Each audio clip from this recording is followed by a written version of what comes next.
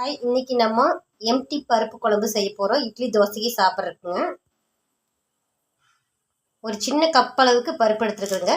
இதை நம்ம கழுவிட்டு வரலாங்க. பருப்பு கழுவியாச்சுங்க. இப்போ நம்ம கொஞ்சம் மஞ்சத்தூள் சேர்த்திக்கலாங்க. நம்ம தண்ணி சேர்த்திக்கலாங்க. ஆயில் சேர்த்திக்கலாங்க. நம்ம க்ளோஸ் பண்ணி நல்லா குழைச்சி வேக வச்சு எடுத்துடலாங்க. ஒரு விசில் 2 விசில் விட்டு அதுக்கப்புறம் எப்படி செய்கிறதுன்னு காமிக்கிறவாங்க. இப்போ அரைக்கிறதுக்கு என்னென்ன சேர்த்துக்கலாங்கிறது வாங்க பார்க்கலாம். நம்ம ஒரு பாத்திரத்தை எடுத்தாச்சு. ஆயில் சேர்த்திக்கலாங்க.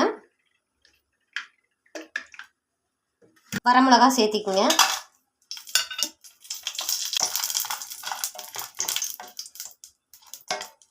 உங்கள் காரத்துக்கு எப்போ நீங்கள் போட்டுக்குங்க. சின்ன வெங்காயம் கொஞ்சமாக சேர்த்திருக்குறேங்க. பாருங்கள், 3 பல் பூண்டுங்க.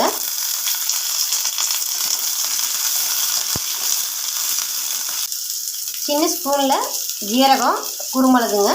இந்த அளவுக்கு எடுத்துக்கோங்க, சிறிதளவு.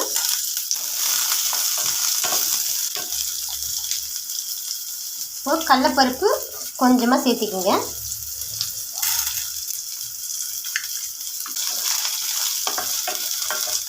பாருங்க, நல்லா வறுபட்டுருச்சுங்க. இதெல்லாம் தேங்காய் ஒரு சின்ன கீத்தளவு தாங்க, சின்ன துண்டளவு தேங்காய் இருந்தால் போதுங்க. இது நல்லா வறுக்கணுங்க. பாருங்கள், வறுபட்டுருச்சு. இப்போ நம்ம அடுப்பு ஆஃப் பண்ணிடலாங்க. மல்லித்தூள் கொஞ்சம் சேர்த்திக்கலாங்க. இதே சூட்லேயே நம்ம மிக்ஸ் பண்ணலாங்க.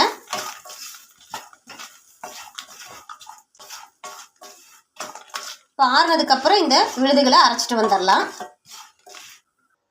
பாருங்கள், நைஸாக அரைச்சிட்டு வந்தாச்சு. எப்படி செய்கிறதுன்னு வாங்க பார்க்கலாம். ஒரு பாத்திரம் எடுத்தாச்சுங்க. நம்ம பால் சேர்த்திக்கலாம்.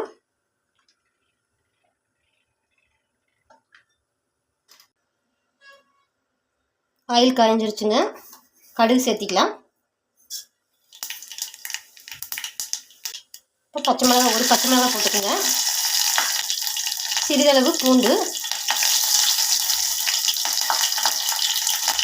சின்ன வெங்காயம், கருவேப்பிலைங்க.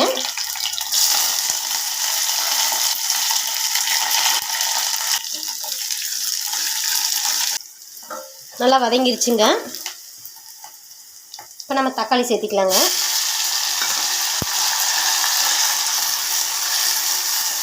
இது கூட பெருங்காய பொடி சேர்த்திக்கலாங்க. உப்பு சேர்த்திக்கலாங்க. தக்காளி நல்லா வதங்கிருச்சுங்க. இப்போ நம்ம அரைச்ச விழுதுகளை சேர்த்திக்கலாம்.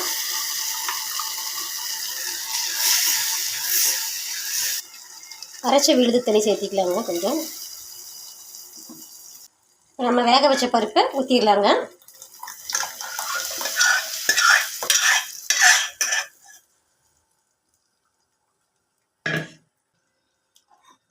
பாருங்க, இது ரொம்ப திக்காக இருக்குங்க.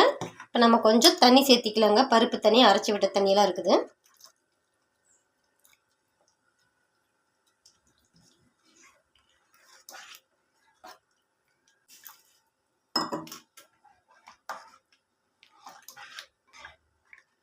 பாருங்கள், பருப்பு போட்டதே தெரியக்கூடாதுங்க. நல்லா கரைஞ்சிரணும்.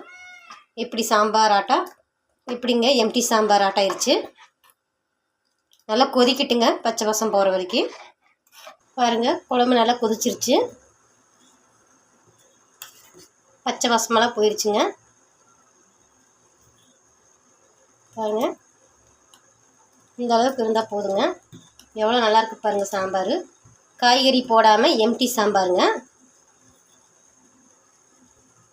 இது சாப்பாட்டுக்கும் நல்லா இருக்குங்க. காய்கறி போட்டால் பிடிக்காதுன்னு சொல்கிறவங்க குழந்தைகளுக்கும் சரி, பெரியவங்களுக்கும் சரிங்க. காய்கறி போடாமல் தனியாக பொரியல் பண்ணி கொடுத்துக்கலாங்க. நம்ம இது சாப்பாடு கூட சேர்த்து சாப்பிட்டா நல்ல அருமையாக டேஸ்ட்டாக இருக்குங்க. தோசை, இட்லி எல்லாத்துக்கும் சூப்பராக இருக்குங்க. இதே மாதிரி நீங்கள் செஞ்சு ட்ரை பண்ணி பாருங்கள். இந்த சாம்பாருக்குங்க நம்ம பொடிகள் சேர்க்காமல் வறுத்து அரைச்சதுனால இதோட டிஃப்ரெண்ட் செம்ம டேஸ்ட்டாக இருக்குங்க. இந்த மெத்தடில் நீங்கள் செஞ்சு பாருங்கள், அருமையான டேஸ்ட்டு கிடைக்குங்க.